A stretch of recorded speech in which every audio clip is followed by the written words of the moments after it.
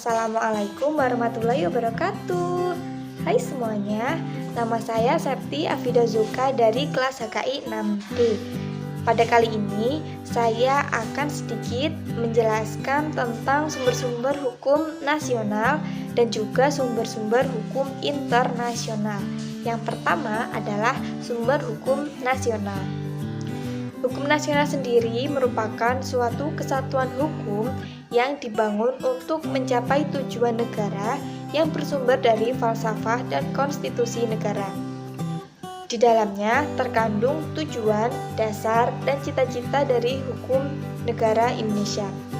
Hukum nasional di Indonesia merupakan campuran dari sistem hukum Eropa, hukum agama, dan juga hukum adat.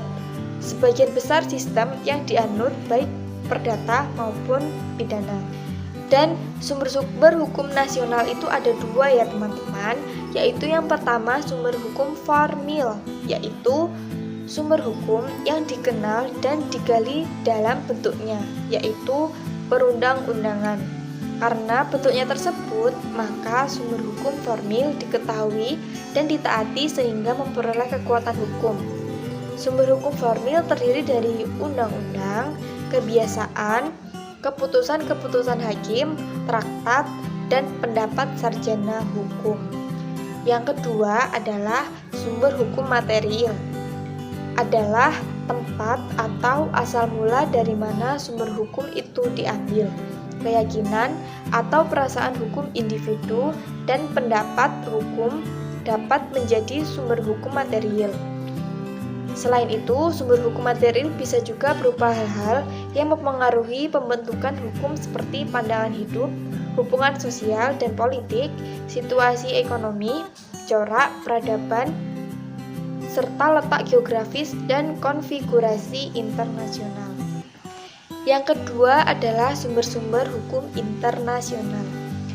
Sumber hukum internasional sendiri adalah hukum antar bangsa-bangsa yang digunakan untuk menunjukkan pada kebiasaan dan aturan hukum yang berlaku dalam hubungan antar penguasa dan menunjukkan pada kompleks kaidah dan asas yang mengatur hubungan antara anggota masyarakat bangsa-bangsa. Hukum internasional didasari atas pikiran adanya masyarakat internasional yang terdiri atas sejumlah negara yang berdaulat dan merdeka dalam arti masing-masing berdiri sendiri, yang satu tidak di bawah kekuasaan lain, sehingga merupakan suatu tertib hukum koordinasi antara anggota masyarakat internasional yang sederajat. Sumber-sumber hukum internasional itu yang pertama ada perjanjian-perjanjian internasional, yaitu perjanjian yang diadakan antara anggota masyarakat bangsa-bangsa dan bertujuan untuk mengakibatkan akibat hukum tertentu. Yang kedua adalah kebiasaan-kebiasaan internasional.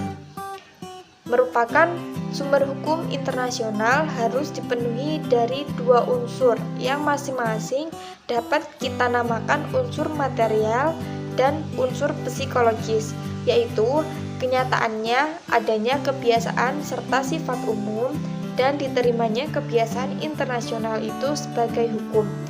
Yang ketiga adalah asas-asas hukum yang diakui oleh bangsa-bangsa yang beradab. Asas hukum yang mendasari sistem hukum modern.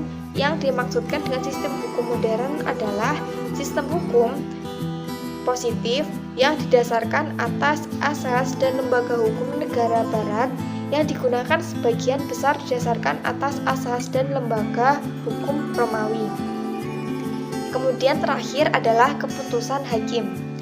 Artinya keputusan pengadilan dan pendapat para sarjana dapat dikemukakan untuk membuktikan adanya kaidah hukum internasional mengenai suatu persoalan yang didasarkan atas sumber primer, yakni perjanjian internasional, kebiasaan, dan asas-asas hukum.